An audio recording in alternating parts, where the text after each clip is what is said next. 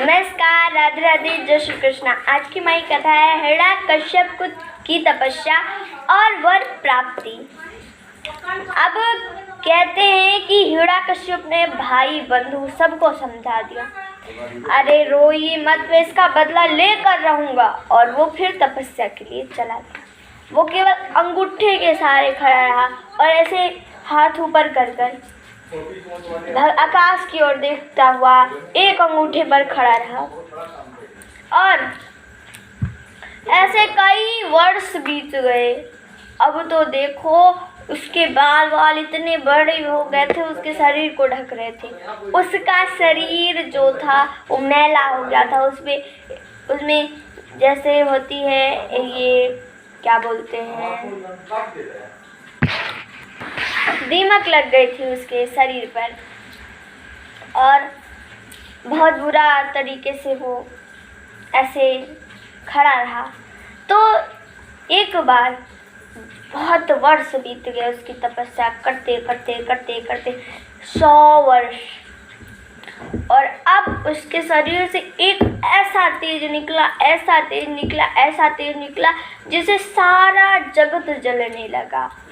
इधर समुद्र इत्यादि तो उबल उबल कर, नदियाँ उबल उबल कर सूख रही हैं और देवता लोग तो पीड़ित हैं इससे। वो लोग पीड़ित हैं और ब्रह्मा जी के पास आए, कहे ब्रह्मा जी हमारी रक्षा कीजिए, नहीं तो हम कहीं नहीं रह पाएंगे। जहाँ भी जाओ वहाँ जलना, वहाँ जलना, वहाँ जलना। हम इस प्रकार से इस गर्मी से बेहाल हो गए, कुछ उपाय कीजिए ब्रह्मा जी। आप हिरण्यकश्यप के कारण ये हो रहा है, वो वर प्राप्ति के लिए ऐसा कर रहा है और आप जो उचित समझे वही कीजिए, अब आपके ऊपर है। ऐसे कहकर देवता चले गए। और इधर ब्रह्मा जी हिरण्यकश्यप के सामने प्रकट हो गए और उन्होंने देखा कि अरे हिरण्यकश्यप, ये तो एक पैर पर भी नहीं खड़ा, अंगूठे पर खड़ा है। और इसका शरीर मैला हो गया, इसमें दीमक लग गई हैं,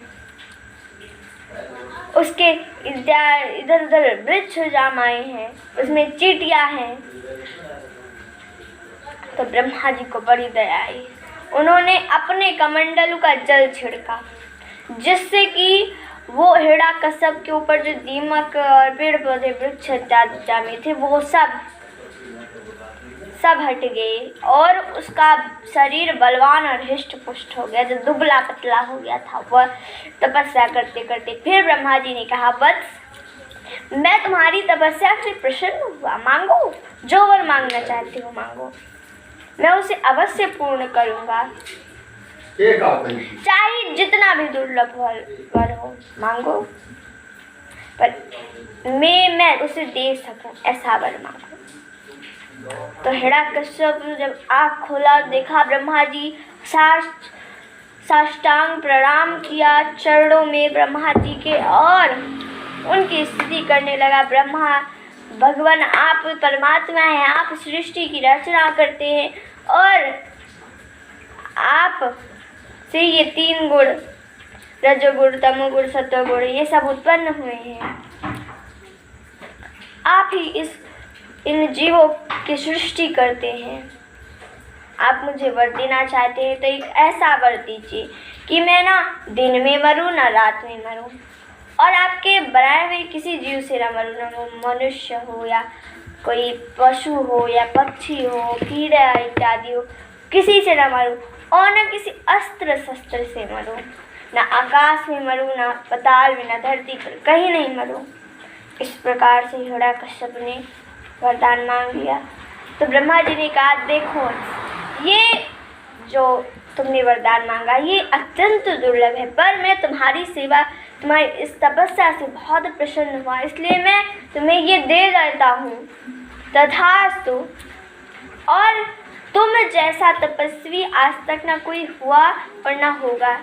कोई ऋषि मुनि तुम्हारे जितना तपस्या नहीं कर पाया। तुम बिना जल पिए 100 वर्षों तक तपस्या करती रही। इससे मैं प्रसन्न होकर मैं वो तुम्हें दुर्लभ वर दे रहा हूँ। इस प्रकार कहकर फिर हिरण्यकश्यप ने प्रणाम किया और ब्रह्मा जी अपने ब्रह्मलोक को चले गए। और इधर हिरण्यकश्यप ने कहा, अरे मैं तो पूरे पृथ्वी का सम्राट बन गया, मैं तो अब मुझे कोई मार नहीं सकता।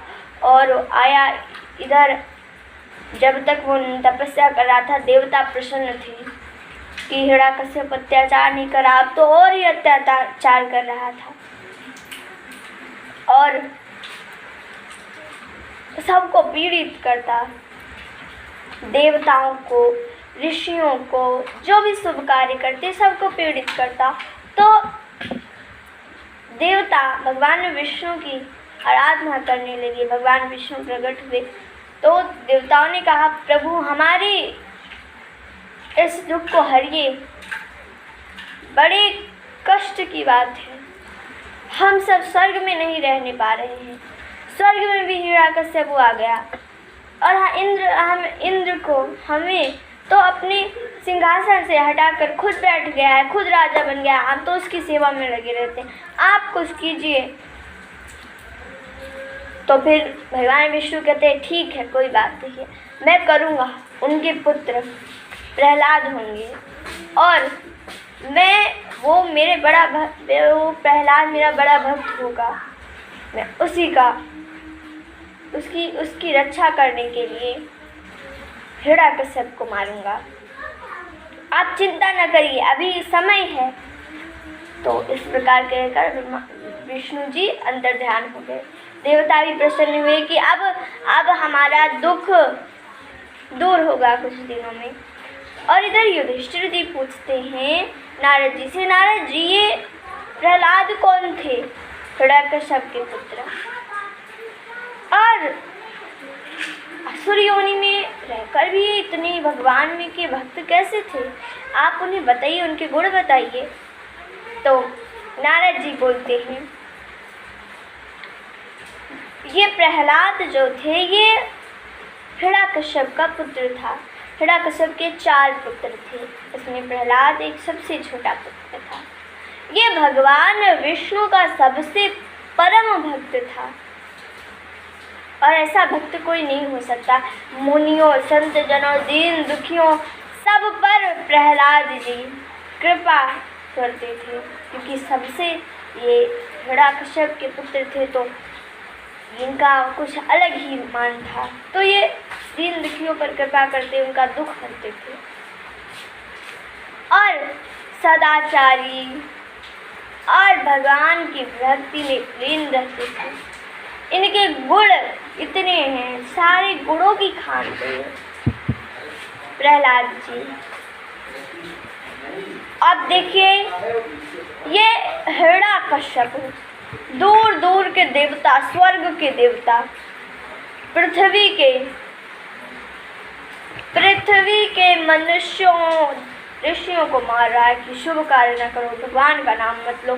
और इधर देखिए, घर में ही बैठे सबसे बड़े, घर में ही बैठे हैं सबसे बड़े विष्णु भक्त। और फिर सारे गुणों की खान है प्रहलाद जी। तो हिरण्यकश्यप इन्हें मारने का बहुत प्रयत्न करता है, पर प्रयत्न जो है वो हो जाते हैं असफल। युधिष्ठिर जी पूछते हैं कि मेरी एक बात समझ में नहीं आती, हिरण्यकश्यप तो पिता हैं और पिता जो होता है वो अपने पुत्र से बहुत ही स्नेह करता है, उन्हें इस तरह मरवाता नहीं है। पर हिरण्यकश्यप वो अपने पुत्र से इतना वैर क्यों रखता था? वो अपने ही पुत्र को क्यों मरवाता था? पिता ही पुत्र का एकमात्र सहारा होता है। अगर पिता नहीं साथ है तो पुत्र कहाँ जाए? क्योंकि पिता ही ऐसा होता है जो पुत्र का दुख दर्द समझता है, माता या पिता। तो फिर ये हिरण्यकश्यप इतना मारने का क्यों प्रयत्न किया, आप बताइए उसे। तो अगली कथा में हम इसको सुनेंगे। तो तब तक के लिए धन्यवाद। राधे राधे, जय श्री कृष्ण।